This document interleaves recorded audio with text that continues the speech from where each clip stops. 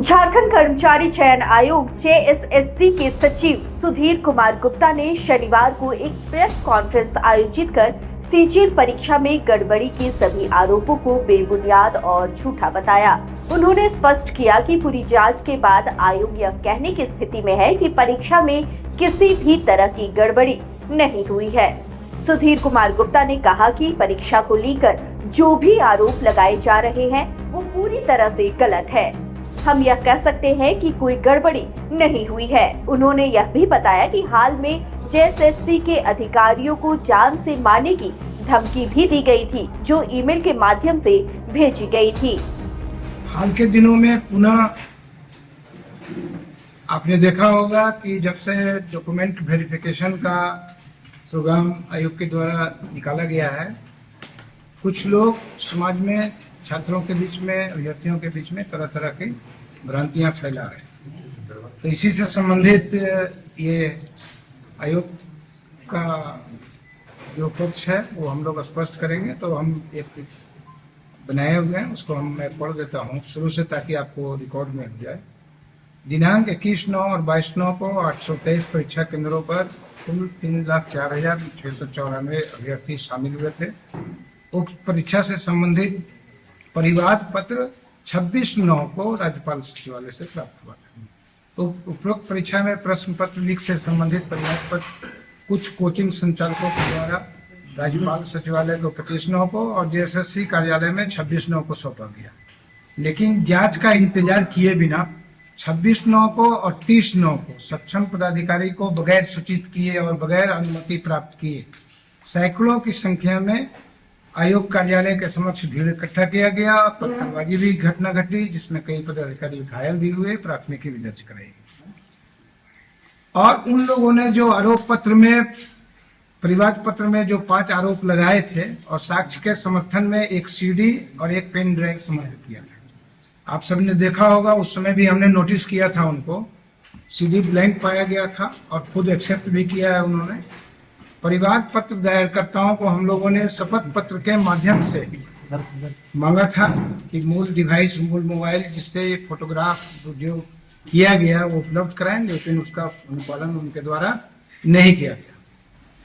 परिवाद पत्र में प्रश्न पत्र लीक होने का आरोप लगाया गया था, लेकिन उसके साक्ष्य में कुछ प्रश्नों के उत्तर, वायरल उत्तर उपलब्ध कराए गए थे, जिसका फोटोग्राफ मेरे पास है। आप चाहेंगे तो मैं दिखा दूंगा।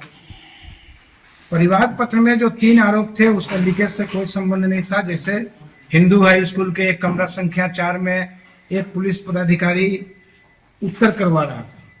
जब हम लोगों ने अपना सीट मैट्रिक्स देखा तो प्रश्न रूम नंबर 4 में कोई एग्जाम ही नहीं हुआ है, तो उस ढंग का भी आरोप था। कुछ प्रश्नों के उत्तर परीक्षा से पहले लीक होने के संबंध में जो संलग्न फोटो और वीडियो दिया गया, उस वीडियो और फोटो को आप भी देखेंगे, कोई भी पत्रकार अगर चाहेंगे देखना तो मैं व्यक्तिगत रूप से दिखा दूंगा। उसमें एडिटिंग स्पष्ट है।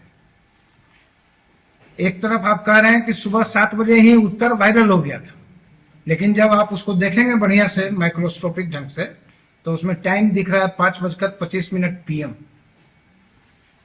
तो 7:01 में जब वायरल हो रहा है तो उसमें 5:25 PM क्यों दिख रहा है? उसका है साक्ष्य मेरे पास है, वो भी आपको चाहेंगे तो मैं दिखा सकता हूँ। आयोग के द्वारा दिनांक 16/12 और 20/12 को कुल 2231 अभ्यर्थियों को कॉमन मेरिट लिस्ट से शॉर्ट लिस्ट करते हुए डॉक्यूमेंट वेरिफिकेशन के लिए आमंत्रित किया गया है। परीक्षा में सभी शामिल अभ्यर्थियों के ओएमआर की जांच और अंतिम परिमार्जित उत्तर कुंजी के आधार पर मूल्यांकन किया गया है। इस दौरान जो है विषय कोड में कुछ त्रुटि हो गया था, जिसको हम लोग ऑलरेडी वेबसाइट में पब्लिश भी कर दिए थे। बहुत लोगों ने सुधार कर लिया था, लेकिन कुछ बच्चे सुधार नहीं कर पाए थे, तो उससे उनके रिजल्ट पे कोई असर नहीं पड़ता है, चूंकि हम लोगों ने निराकरण कर दिया। किसी भी परीक्षा और मूल्यांकन के उपरांत जो है केंद्रवार, जिलावार परिणाम का विश्लेषण किया गया। किसी भी परीक्षा केंद्र में विसंगति नहीं पाई गई है। परीक्षा का जो परिणाम है केंद्रवार नॉर्मल पाया गया। जैसे होता है कि किसी केंद्र से 200 विद्यार्थी सफल हो गए, या 50 हो गए, या 60 हो गए, अब किसी से एक भी नहीं किया, वैसा नहीं है। 1%, 2%, 3%, मैक्सिमम 10, 5, 6 तक जा रहा है। अब आते हैं कि जो भ्रांतियां हैं जो फैलाई जा रही है कि सोशल मीडिया में ये प्रश्न किया जा रहा है। कल हम देख रहे थे एक सज्जन जो हजारीबाग में लीड लिए हैं कोई, वो कह रहे थे कि दोनों दिन जब एक ही परीक्षा हुई तो एक दिन इतना रिजल्ट और एक दिन उतना रिजल्ट क्यों? मतलब उनको ये भी नहीं पता है कि पहला दिन किस विषय का परीक्षा होगा और दूसरे दिन किस विषय का परीक्षा होगा। दूसरे दिन टोटल रीजनल लैंग्वेज का परीक्षा होगा। वहीं दूसरी ओर झारखंड कर्मचारी चयन आयोग JSSC की कंबाइंड ग्रेजुएट लेवल CGL परीक्षा को लेकर अभ्यर्थियों का गुस्सा फूट पड़ा है। हजारों की संख्या में छात्र आगामी दिन में JSSC के कार्यालय के समक्ष प्रदर्शन करेंगे, जहां वे परीक्षा रद्द करने की मांग को लेकर धरना देंगे। इस प्रदर्शन में झारखंड लोक सेवा महासंघ JLKM के राष्ट्रीय उपाध्यक्ष देवेंद्र कुमार महतो और राष्ट्रीय छात्र संघ के सदस्य भी छात्रों का समर्थन करेंगे। वहीं मुख्यमंत्री हेमंत सोरेन ने मामले की जांच के लिए CID टीम का गठन किया है। झारखंड के विभिन्न जिलों से बड़ी संख्या में छात्र नामकुम स्थित JSSCA कार्यालय तक पहुंचेंगे। यह प्रदर्शन 15 दिसंबर यानी कि कल किया जाएगा।